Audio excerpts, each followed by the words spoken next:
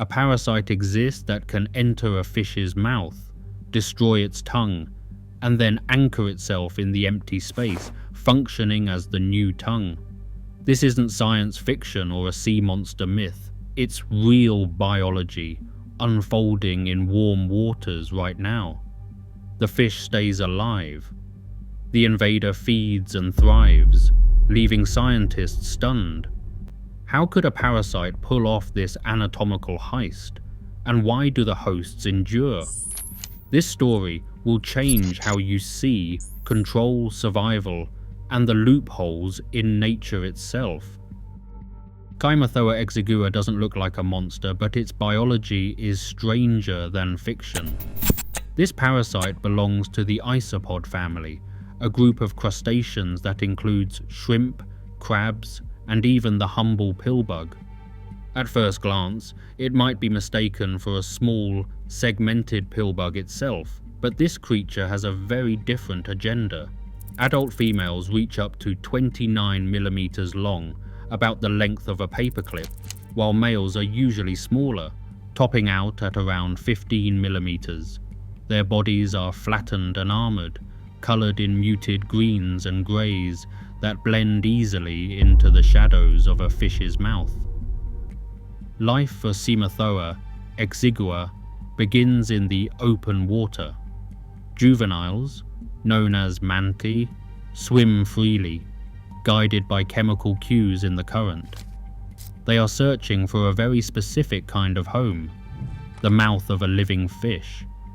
The parasite's range stretches across the warm eastern Pacific, from the Gulf of California down to the coast of Ecuador. Though rare, isolated reports exist from the Atlantic too.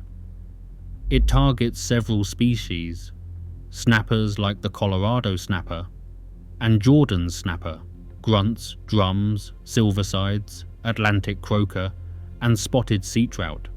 In these hosts, the parasite's presence is anything but subtle. The anatomy of Cymothoa exigua is built for infiltration and survival. Its 7 pairs of spined legs are designed for gripping flesh, while its mouth parts, 5 sets of jaws, are adapted for piercing and feeding. The exoskeleton is divided into segments, allowing the isopod to flex and contort as it navigates the tight spaces inside a fish's mouth. Females, once established, can grow as wide as 14 millimeters, filling the cavity once occupied by the fish's tongue.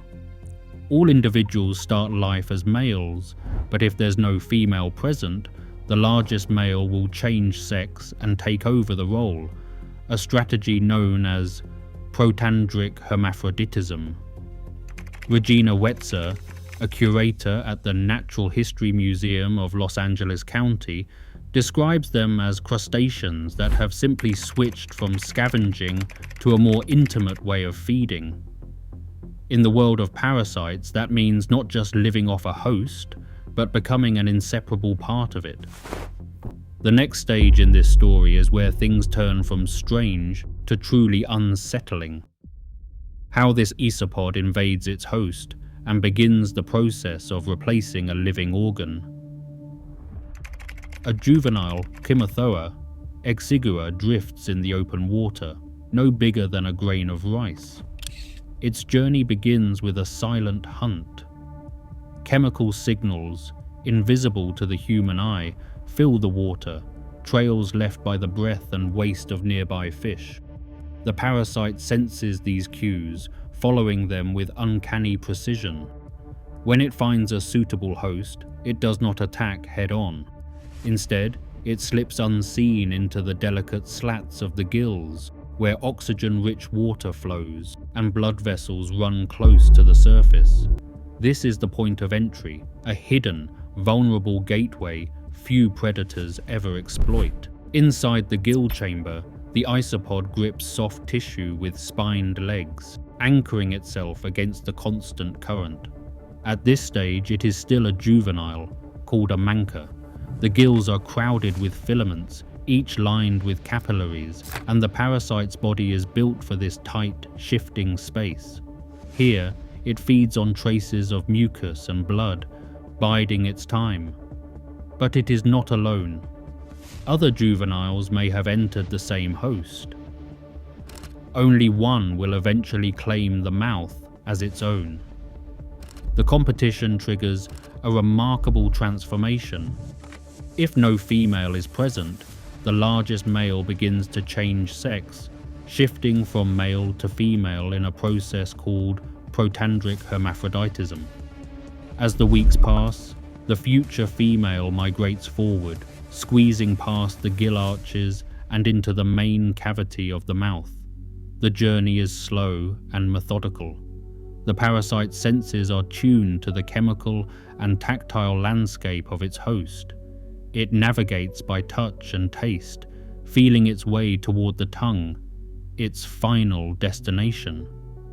Meanwhile, any remaining males linger in the gills, sometimes attaching to the arches, waiting for their chance or serving as mates if the female survives. By the time the isopod reaches the base of the tongue, it is ready for the next phase.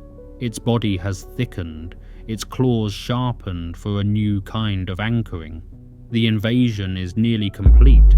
The fish still swims, still breathes, unaware that a stranger has taken up residence just behind its teeth. Soon, the parasite will begin the process that gives it its infamous name, the destruction and replacement of the tongue itself. The takeover begins with a slow, silent assault. The parasite settles at the base of the fish's tongue, its spined legs locking into soft tissue.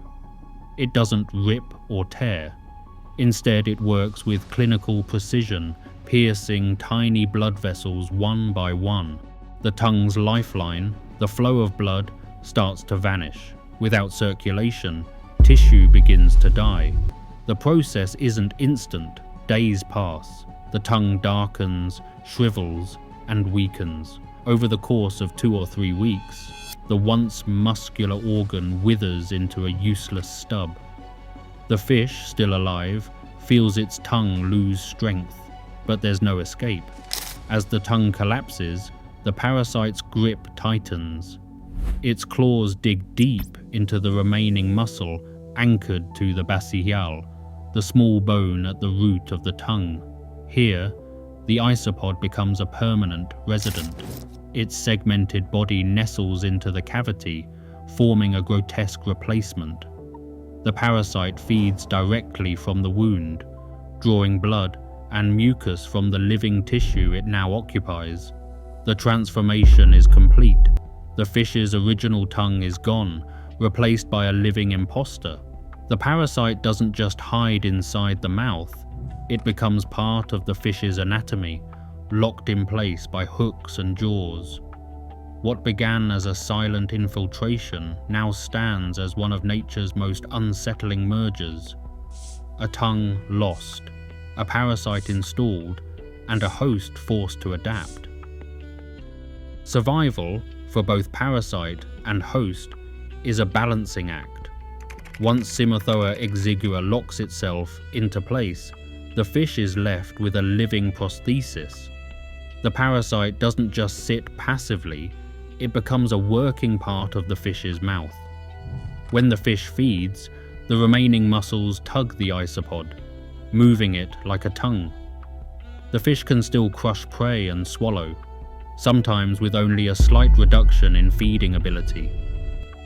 Laboratory observations and field reports suggest that most infected fish retain about 80 to 90% of their normal feeding efficiency. Growth may slow, especially if more than one parasite is present, but many fish survive for years with their unwelcome guest. From the parasite's perspective, this is a masterstroke of evolutionary strategy. Killing the host would mean a short meal and a dead end. Instead, Cymothoa exigua keeps its host alive, turning it into a mobile shelter and a steady source of food. The parasite can persist for up to 3 years, feeding on blood, mucus, or stray food particles. This long residence gives it ample time to reproduce and spread to new hosts, For fisheries and marine biologists, the presence of these parasites is more than a curiosity. In some regions, up to half of certain fish species may be infected, raising questions about population health and market value. Yet, there is no danger to humans. The parasite cannot infect people, and while its appearance may startle, it poses no risk to those who handle or eat the fish.